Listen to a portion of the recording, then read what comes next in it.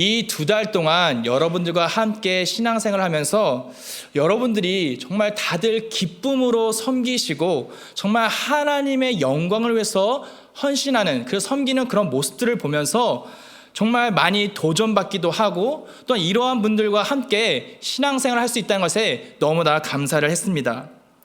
여러분, 그런데 너무나도 안타까운 것은 오늘날 많은 그리스도인들을 보면요, 교회 안에서 참된 자유함과 기쁨을 누리는 자들이 그리 많지 않습니다. 다들 교회 안에서 맡겨진 사역들로 인해서 바쁘게 섬기다가 일만 하고 그렇게 주일을 보내는 그런 경우가 많이 있습니다. 문제는 이러한 사역들이 예배보다 앞서게 되면서 영적으로 점점 지쳐가게 되고 결국 번아웃되는 그러한 경우를 우리는 보게 됩니다. 저는 우리 늘푸른 성교교회 모두가 정말 함께 주님의 나라를 만들어 가는 데 있어서 언제나 지금처럼 변함없이 하나님을 위해서 섬기는 자들이 되기를 소망합니다. 정말 하나님 안에서 기쁨과 자유함을 누리는 그러한 성도님들이 되시기를 소망합니다. 그래서 이 시간 그리스도 안에서 사는 삶이라는 제목을 가지고 여러분들과 함께 말씀을 나누고자 합니다. 먼저 우리가 읽은 이 본문 말씀은 사도 바울이 고린도 교회에게 전하는 2번째 편지입니다. 이 고린도 지역은 오늘날 우리가 살고 있는 LA 지역처럼 무역의 중심지로 다른 지역에 비해서 경제적으로 상당히 발전된 그러한 도시였습니다. 그런데 문제는 외적으로 경제적으로는 많이 발전된 그런 도시였지만 영적으로는 많이 쇠퇴한 지역이었습니다. 그곳에는 수많은 우상들이 있었고요, 성적으로 윤리적으로 타락한 그러한 지역들이었습니다. 그러한 곳에 사도 바울은 2차 세계 선교 여행 도중에 2년 동안 고린도 지역에 머물게 되면서 복음을 전하면서 교회를 세우게 되었는데 그 교회가 바로 고린도 교회입니다. 그렇게 교회를 세우고 다시 세계 전도 여행을 떠나는 도중에 그 교회 가운데 분쟁이 일어나고 있다는 것을 소식을 듣게 됩니다. 그래서 복음 안에서 그 분쟁을 해결하기 위해서 쓴 편지가 바로 고린도 전서입니다. 그리고 우리가 읽은 이 본문 말씀 고린도 후서는 그 분쟁 이후에 여전히 아직도 이 거짓 교사라는 그런 사람들 때문에 이 사도 바울의 사도직에 그 문제를 삼으며 참된 진리가 흐려지는 그런 상황 가운데 놓여지게 되었습니다. 그래서 사도 바울은 그런 고린도 교회에게 다시 한번 자신의 사도직을 변증하면서 거짓 교사들에게 경고하는 메시지를 쓰게 됩니다. 그래서 이 고린도후서의 특징은 바울의 매우 인간적인 모습이 잘 나타나는 게 특징입니다. 그러면 고린도 교회에게 나타난 거짓 교사들, 거짓 사도들은 어떠한 자들입니까? 고린도후서 11장 4절에 보면은 만일 누가 가서 우리가 전파하지 아니한 다른 예수를 전파하거나 혹은 너희가 받지 아니한 다른 영을 받게 하거나 혹은 너희가 받지 아니한 다른 복음을 받게 할 때에는 너희가 잘 용납하는구나. 네, 그들은 다른 복음으로 사람들을 미혹해 하는 자들이었습니다. 그리고 또한 거짓 교사들은 11장 12절에 나는 내가 해온 그대로 앞으로도 하리니 기회를 찾는 자들이 그 자랑하는 일로 우리와 같이 인정받으려는 그 기회를 끊으려 함이라. 네, 거짓 교사들은 이렇게 자신들의 행위를 자랑하면서 남들로부터 인정받으려고 하는 그러한 자들이 거짓 교사였습니다. 이러한 거짓 교사들에게 사도 바울은 이렇게 경고합니다. 11장 14절에서 15절에 이것은 이상한 일이 아니니라. 사탄도 자기를 광명의 천사로 가장하나니 그러므로 사탄의 일꾼들도 자기를 의의 일꾼으로 가장하는 것이 또한 대단한 일이 아니니라. 그들의 마지막은 그 행위대로 되리라. 여러분, 이러한 거짓 교사들, 거짓 가르침이 고린도 교회에 있을 때만 있었던 것이 아니라 지금 오늘날 우리가 살아가고 있는 이 시대에 수많은 교회 가운데 잘못된 복음으로, 잘못된 가르침으로 진리를 미혹해 한다는 것입니다.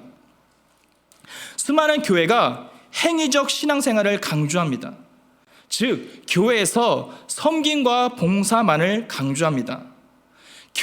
수많은 교회가 프로그램화되어 있습니다. 조직화되어 있습니다. 이렇게 교회에 조직화된 그 교회를 운영하기 위해서 팀 사역들을 강조하게 됩니다. 여러분 오해하지 마세요. 제가 팀 사역을 부정하는 것이 아닙니다. 팀 사역 중요합니다. 그런데 문제는 팀 사역을 우리가 잘못 사용하고 있다는 것입니다. 그래서 새가족 교육이 끝나면 그 사람이 참된 복음으로 회심이 되었는지 안 되었는지 확인 절차를 하지도 않고 그저 섬김의 자리로 가게 됩니다. 그렇게 섬김을 요구하다 보니까 열심과 헌신을 강조하게 되고 교회를 위해서 헌신하는 것이 미덕인 것처럼 보이게 됩니다. 그래서 자기 희생이 당연한 것처럼 가르치고 있습니다. 그렇다 보니까 많은 성도님들이 내가 왜 교회 와서 섬기고 있는지, 내가 누구를 위해서 봉사하고 있는지 그것을 인식하지 못한 채 그저 자기 힘으로, 자기의 그 윌파워로 신앙생활을 하고 있는 자들이 많다라는 것입니다. 열심으로 신앙생활을 하는 그런 사람들은 은연중에 행위로 구원받는다라는 그러한 생각이 은연중에 깔려 있습니다. 그래서 행위의 그 겉모습에 집중하게 되어서 자신을 의인으로 포장하게 되고 결국 자신의 그 의로움을 드러내고자 하는 자기 중심적인 신앙생활로 변질된다라는 것입니다. 그래서 내가 열심히 하고 있는데 남들이 인정해 주지 않으면 그렇게 서운하고 섭섭하는 것입니다. 자꾸만 눈에 보이는 자리에서 섬기려고 하고 눈에 띄는 드러나는 섬김을 하고자 합니다. 제가 어느 교회라고 말은 못하지만 이 성가대에 이 목사님 뒤쪽에 가운데 앉은 분은 그 성가대에서 가장 힘이 있는 자라고 합니다. 왜냐하면 뒤에 이렇게 있으면 그 가운데 목사님 바로 뒤에 있으면 카메라가 이 목사님 비치면서 그분을 또 비치게 되니까 그 자리는 아무나 못 앉는 거예요. 그렇게 그 자리에서 앉아서 자신을 드러내고자 하는 그러한 신앙생활로 변하게 된다는 것입니다. 이러한 자기 중심적인 그러한 신앙생활이 계속되면요, 내가 희생한 만큼 하나님께 복을 누려야 한다라는 그러한 생각이 빠지게 됩니다. 그래서 내가 신앙생활을 내가 이만큼 했으니까 하나님이 이만큼 채워줘야 돼라는 그런 cause and effect이라는 신앙생활을 하게 됩니다. 결국 나의 간절함과 열심으로 나의 기도의 소원을 이루기 위한 자기 중심적인 종교생활을 하게 된다는 거죠. 여러분, 종교생활과 기독교의 차이가 무엇인지 아십니까? 종교는 내가 신의 존재를 달래서 그 신의 생각과 그 뜻을 바꾸어서 내가 원하는 뜻대로, 내가 원하는 것으로 한 그 신의 존재를 바꾸는 것이 종교생활입니다. 그러나 참된 기독교는 진리 되시는 그 하나님 앞에서 내가 변화되고 내 생각과 내 삶의 방향이 바뀌는 것, 나의 삶이 내가 바뀌는 것이, 이것이 바로 기독교입니다. 우리는 내가 참 진리 되시는 그 여호와 하나님 앞에서 내가 신앙생활을 하고 있는지, 그 기독교 말씀처럼, 그 하나의 말씀처럼 그 신앙생활을 하고 있는지 아니면 종교생활을 하고 있는지 우리는 우리들의 신앙생활을 점검해 봐야 할 것입니다. 이러한 종교생활에 자꾸만 내 힘과 내 의지가 들어가기 때문에 그거 안에 기쁨과 자유함이 없는 것입니다. 자꾸만 교회 와도 힘들게 되고 지치고 피곤하고 그러다가 결국 번아웃 되는 것입니다. 여러분, 이러한 자기 중심적인 그런 행위의 중심적인 신앙생활을 계속하다 보면 반대 형상으로 어떻게 되냐면 나의 편의대로 타협하는 또 다른 자기 중심적인 신앙생활을 하게 됩니다. 사단은 우리 가운데 자꾸만 이렇게 얘기합니다. 신앙생활 해. 그런데 적당히 해. 뭐 주일 예배만 가면 됐지 뭐하러 새벽 예배도 가고 뭐 말씀 뭐하러 있냐, 신앙생활 해도 되는데 적당히 해라는 그러한 타협하는 마음을 자꾸만 우리 가운데 심어준다라는 것입니다. 이렇게 편의대로 타협하는 신앙생활을 계속하게 되면 이 세 가지의 상태가 나타나게 되는데, 이 부분에 대해서 에이든 토저 목사님은 세 가지의 상태, 이것을 종교 타락 세 가지의 단계로 표현하고 있습니다. 먼저 첫 번째는 기계적 상태. 아무 감정 없이 종교적 활동을 반복한다. 오래된 신앙생활로 무감각해서 어떠한 감격과 기쁨 없이 기계적으로 종교 행위만 반복하는 단계. 이 단계를 거치다 보면 두 번째 단계가 뭐냐면 습관적 상태.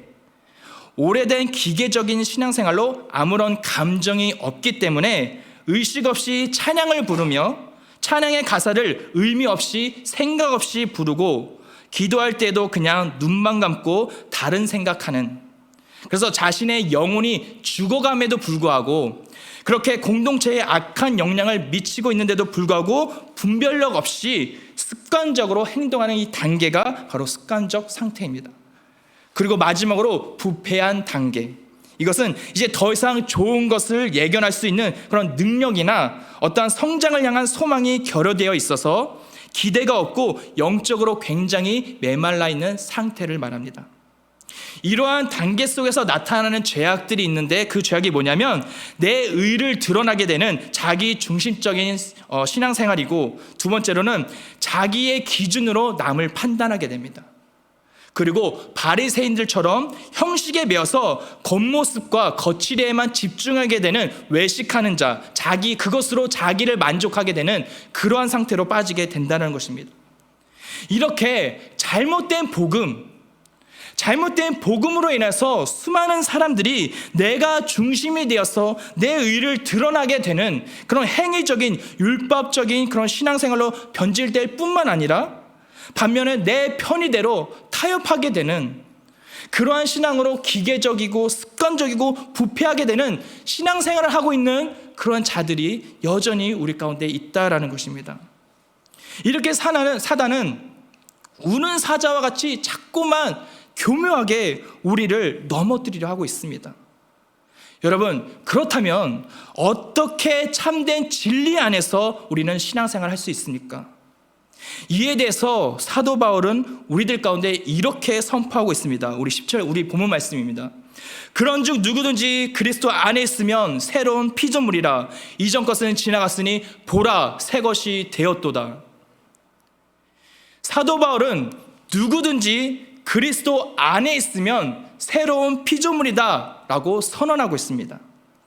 여러분, 예수 그리스도의 그 십자가와 부활 사건으로 말미암아 우리는 새로운 피조물이 되었습니다. 하나님의 그 사랑과 예수님의 그 희생으로 말미암아 우리는 새로운 피조물이 된 자들이라는 것입니다. 여기서 새로운 피조물이라는 것은 어떠한 단순히 죄사함을 받고 새롭게 죄인으로서 새롭게 된 것을 말하는 것이 아니라 하나님의 새로운 창조 행위를 말하는 것입니다. 하나님의 그 새로운 창조 행위는 어떠한 나의 행위의 변화, 이 겉모습의 변화의 어떤 체인지만을 말하는 것이 아니라 정말 그 물이 포도주로 변하는 그 사건처럼 나의 가치관, 나의 그런 습관들, 내가 생각하는 것들, 나의 삶의 그 모든 것들이 정말 완전히 뒤바뀌어서 트랜스폼 되는 것이, 정말 새로운 피조물이 되는 것, 이것이 바로 새로운 피조물이라는 것입니다. 이것을 다른 말로 회심이라고 합니다. 온전한 회심을 한 자들은 새로운 피조물로서 새로운 정체성을 얻게 되었습니다. 우리는 본래 죄악으로 진노의 자녀들이었습니다. 그러나 하나님의 그 사랑과 예수 그리스도로 말미암아 우리는 하나님의 자녀가 된 그런 새로운 피조물이 된 자들입니다. 이렇게 나의 정체성이 완전히 바뀐 우리들은 인생의 주어가 이제 더 이상 아이가 아니라 The Lord, 주님으로 바뀌게 되는 것입니다. 그래서 새로운 피조물이 된 자들은 그들의 삶의 목적은 내가 내 뜻을 이루는 것이, 내가 원하는 것을 이루는 것이 삶의 목적이 아니라 하나님의 뜻이 하늘에 이루어진 것 같이 이 땅에서 이루어지는 것이 그들의 목적이 되는 것입니다. 그리고 내가 원하는 것이, 그 새로운 피조물이 원하는 것이 뭐냐면 하나님의 주권이 회복이 되어서 이 땅 가운데 하나님의 주권이 통치하는 하나님의 나라가 이루어가는데 나의 삶이 쓰임받기를 원한다. 그 원하는 게 되는 것이 바로 새로운 피조물이라는 것입니다. 그래서 나의 신앙생활에, 그리고 나의 그런 섬김과 교회 안에서의 그 헌신이 새로운 피조물이라고 하는 그런 정체성에서 시작되는 것입니다. 그런데 이 새로운 피조물로 사는 이 삶, 새로운 정체성을 얻는 것은 감정적으로 그때 그 순간에만 되었다가 다시 예전으로 돌아가는 것이 절대 아닙니다. 그래서 사도 바울은 이전 것은 지나갔으니 보라 새 것이 되었도다 라고 선포하고 있는 것입니다. 새로운 피조물이 되기 전에 우리들은 나를 위한 삶을 살았고 내가 원하는 뜻대로, 정말 내가 원하는 대로 살았던 그러한 자들이었습니다. 그래서 하나님이 없는 그런 자기중심적인 그러한 그런 삶이 바로 죄의 본질이고 그 죄의 결과가 바로 소망이 없고 희망이 없는 죽음과 멸망뿐이었습니다. 그런데 하나님의 은혜로 예수 그리스도를 통하여서 우리는 새로운 길, 생명의 길이 열리게 되었습니다. 그래서 우리는 죽음의 길로 걷고 있던 우리들이 이제는 하나님의 그 은혜로 말미암아 완전히 우리의 삶의 방향성을 바꿔서 다시 그 구원의 길, 생명의 길로 걸어가는 것, 이것이 바로 새로운 피조물로 살아가는 것, 바로 이것이 진정한 회심이라는 것입니다. 이렇게 진정한 회심으로 삶의 방향성이 완전히 변화된 그런 새로운 피조물은 다시 예전의 삶으로 돌아갈 수 없습니다. 왜냐하면 나의 정체성이 완전히 변화되었기 때문에 그렇습니다. 그래서 사도 바울은 이전 것은 지나갔다, 새 것이 되었다라는 이것의 동사는 모두 그런 현재 완료형 형태로 사용되고 있는 것입니다. 그런데 많은 사람들은 그런 예배 속에서 그 예배에 그 감동을 받아서 나의 그런 지정의 이런 전인격적으로 반응한 것이 아니라 그저 그 분위기에 따라서, 환경에 따라서 감정적으로만 반응해서 내가 은혜 받았다. 그래서 여러분 어떤 수련회를 가게 되면 거기서 막 우리가 뜨겁게 예배하잖아요. 그래서 나 오늘 은혜 받았어, 나 변화된 것 같아 라고 그렇게 착각하고 있는 사람들이 많다라는 것입니다. 여러분, 그렇다면 내가 새로운 피조물이 되었는지 안 되는지 어떻게 할까요? 그것은 나의 일상생활 속에서 나타나는 열매를 보면 알 수가 있습니다. 마태복음 7장 16절에서 18절 그리고 20절에 예수님은 이렇게 말씀하셨습니다. 그들의 열매로 그들을 알지니 가시나무에서 포도를 또는 엉겅퀴에서 무화과를 따겠느냐. 이와 같이 좋은 나무마다 아름다운 열매를 맺고 못된 나무가 나쁜 열매를 맺나니 좋은 나무가 나쁜 열매를 맺을 수 없고 못된 나무가 아름다운 열매를 맺을 수 없느니라. 이러므로 그들의 열매로 그들을 알리라. 이렇게 열매 맺는 새로운 피조물로 사는 삶은 나의 어떠한 그런 결단이나 나의 의지로, 나의 힘으로 되는 것이 아닙니다. 그래서 내가 그 열매 맺는 것을 내가 어떻게 하냐? 그 조건이 필요한데 그것이 뭐냐면 바로 주님 안에 거해야 한다는 것입니다. 그래서 사도 바울은 새로운 피조물로서 조건을 말하는데 그것이 바로 누구든지 그리스도 안에 있으면 라는 것입니다. 그리스도 안에 있다. 이것은 어떠한 공간적인 그러한 의미를 말하는 것이 아니라 믿음과 회개를 통한 그리스도와의 그런 연합을 말하는 것입니다. 이 그리스도와의 그 연합은 주님과의 그 관계 속에서 친밀함을 말하는 것입니다. 이 친밀함은 나의 전 인격적으로 반응하는 그런 사랑의 관계 안에서 이루어지는 것입니다. 하나님은 정말 자격 없는 우리들을 먼저 사랑하셨습니다. 그냥 사랑하시나 이처럼 사랑하사 독생자 예수 그리스도를 이 땅에 보내셨습니다. 그리고 예수 그리스도로 말미암아 하나님이 우리를 얼마만큼 사랑하시는지 그 하나님의 사랑을 확증하셨습니다. 그리고 예수님은 자기를 죽기까지 우리를 향한 하나님의 사랑을 보이셨습니다. 그리고 주님은 우리를 더 이상 종이라 부르지 않고 친구라 부르시며 더 나아가 예수 그리스도의 신부라고 부르고 계십니다. 그리스도의 신부가 된 우리들은 그 사랑의 그 언약 관계 안에서 연합이 되었기 때문에 우리가 마음을 다해서 뜻을 다해서 힘을 다해서 하나님을 사랑하게 되는 것입니다. 이렇게 내가 정말 그 관계, 그 사랑의 언약의 관계 안에서 하나님을 진짜 사랑하니까 내가 하나님을 더욱 사랑하니까 하나님을 알고 싶은 거예요. 그러니까 하나님을 알고 싶으니까 말씀을 읽게 되는 것입니다. 내가 하나님을 정말 사랑하니까 하나님과 대화하고 싶은 거예요. 그러니까 우리가 기도의 자리에 나와서 기도하는 것입니다. 내가 하나님의 사랑이 너무도 감격하고 그 사랑이 너무도 아름다우니까 하나님께 나와서 그 사랑을 찬양하게 되는 것입니다. 그것이 예배입니다. 그 사랑이 너무도 좋고 이것을 누군가에게 알려야 하니까 하나님이 얼마나 우리를 사랑하신지 그 사랑을 다른 사람이 알았으면 좋겠으니까 그것을 알려주는 것, 이것이 바로 전도라는 것입니다.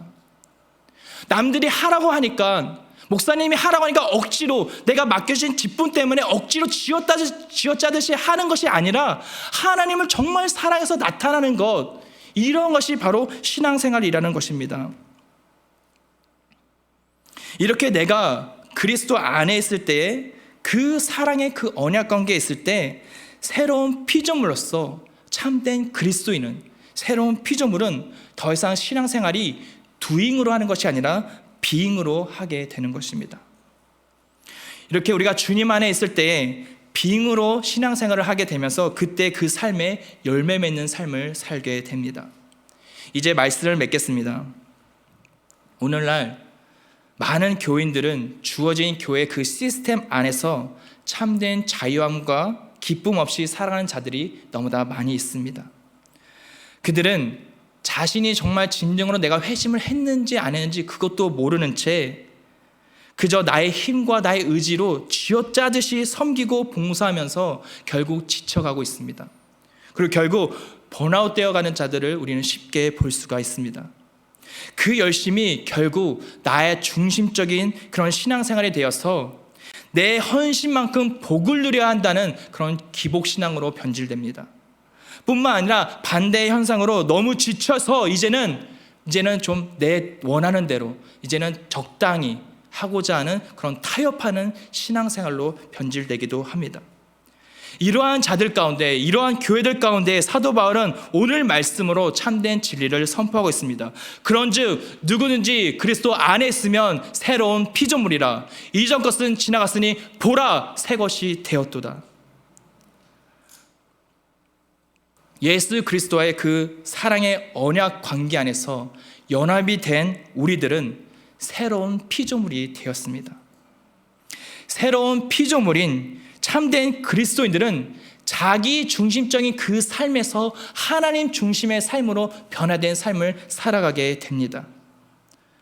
새로운 삶을 살아가는 그 자들에게는 더 이상 옛 습관, 옛 자로 얽매여서 사는 자들이 아닙니다.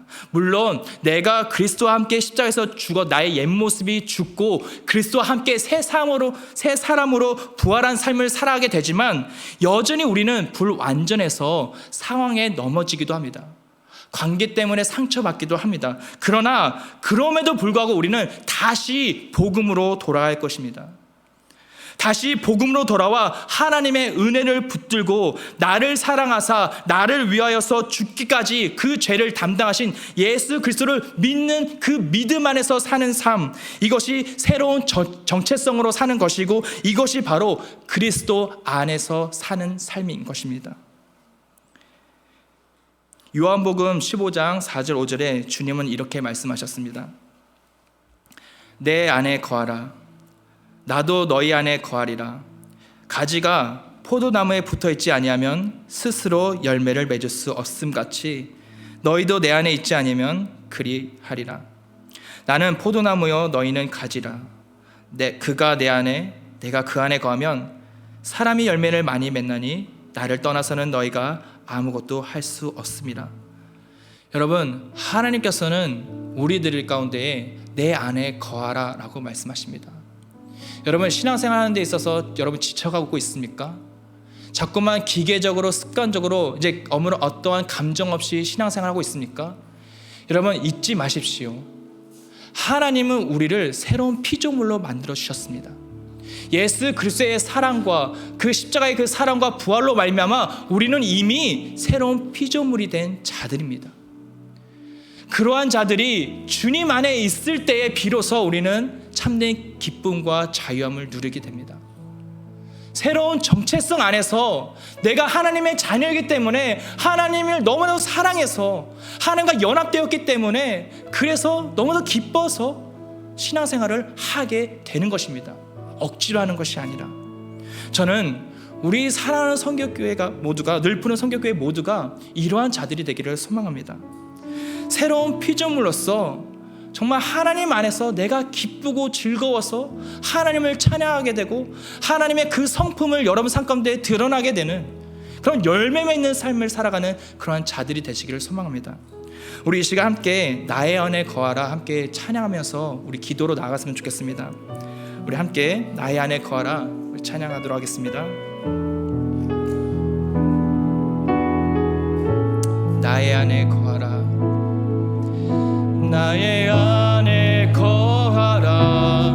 나는 내 하나님이니 모든 환난 가운데 너를 지키는 자라. 두려워하지 말라, 내가 널 도와주리니. 놀라지 말라, 내 손 잡아주리라. 내가 너를 지명하여 불렀나니 너는 내 것이라. 내 것이라. 너의 하나님이라. 내가 너를 보배롭고 존귀하게 여기노라.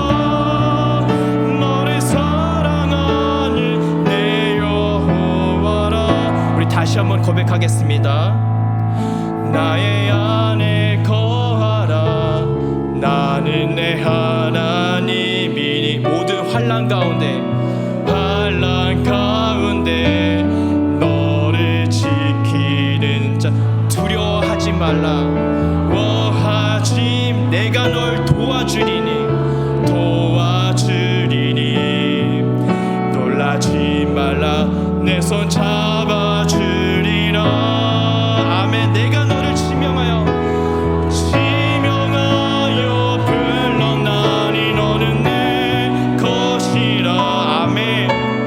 내 것이라. 너의 하나님이라. 내가 너를 보배롭고 존귀하게 여기노라. 너를 사랑하는 내 여호와. 내가 너를 지명하여 불렀나니.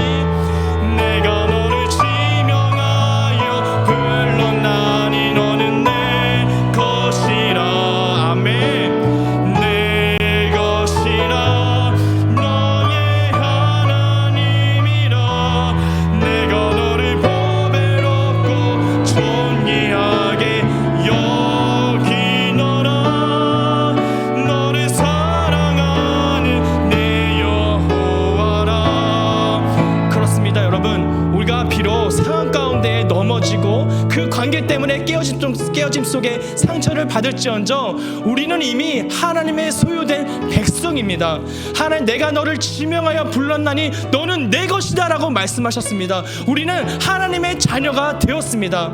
이 시간 우리가 기도할 때, 주님, 내가 참된 정말 하나님의 자녀로서 그 그리스도의 그 사랑의 언약 관계 안에 내가 거하는 자가 될 수 있도록 주님 도와주시옵소서. 그리스도와 연합하는 참된 새로운 피조물로서 살아가는 그러한 자가 되게 해달라고 이제 함께 기도했으면 좋겠습니다. 기도하시겠습니다.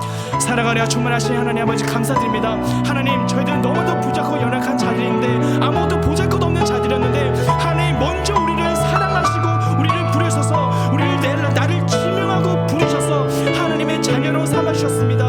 하나님, 그렇게 나를 부르시고 하나님의 자녀로 삼으신 그 예수 그리스도의 그 사랑의 언약 관계 안에서 주님과 연합하는 자들이 될 수 있도록 주님 도와주시옵소서. 하나님, 내가 그 상황에 따라서 내가 흔들릴지언정 하나님, 내가 정말 주님 안에서 연합하는 자가 되었습니다. 이미 주님 안에서 연합한 자로서 하나님을 사랑하는 그런 하나님의 그 백성으로서 살아가는 하나님의 백성들, 하나님의 자녀들 모두 될 수 있도록 주님 도와주시고 인도해 주시옵소서. 이 시간 다시 한번 기도할 때는 이제 정말 새로운 피조물로서 나의 그 옛 모습, 그 죄악된 삶에 얽매이지 않고 그런 참된 자유함과 기쁨 속에서 열매 맺는 자가 되게 해달라고 이 시간 기도했으면 좋겠습니다. 하나님, 내가 정말 하나님을 진짜 사랑해서 하나님을 사랑으로 인하여서 내가 신앙생활하는 그러한 자가 되어서 열매 맺는 자가 되게 하여 주옵소서 라고 이 시간 다 같이 기도하며 나가겠습니다. 기도하시겠습니다.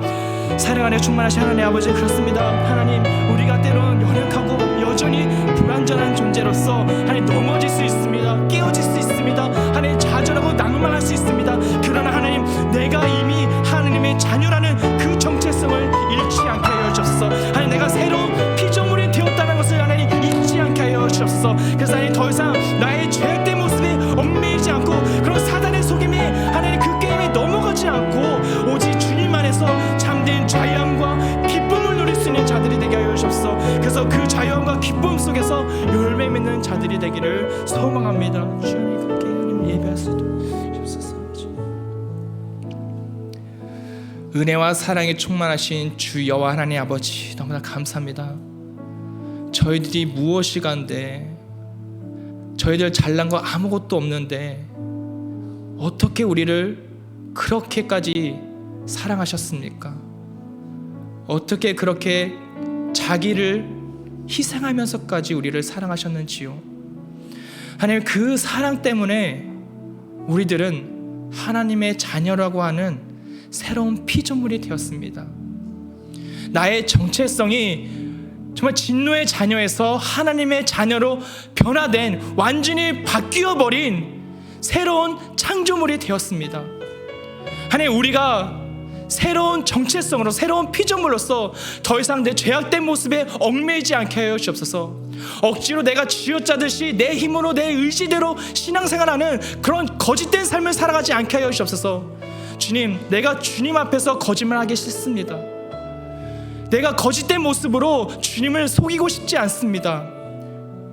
내가 정말 하나님을 진실된 그 사랑의 그 언약의 그 관계 안에서 하나님을 진짜 사랑해서 그 사랑 때문에 나아가는, 그 사랑 때문에 하나님을 위해서 살아가게 되는 그런 하나님의 새로운 피조물로 살아가게 하여 주옵소서. 그래서 하나님, 우리 모두가, 우리 늘푸른 성교교회 모두가 열매 맺는 삶을 통하여 하나님께 영광을 올려드릴 수 있는 그러한 교회가 되게 하여 주옵소서. 모든 영광 주님께 맡겨드리오며 사랑이 많으신 주 예수 그리스도의 이름으로 기도합니다. 우리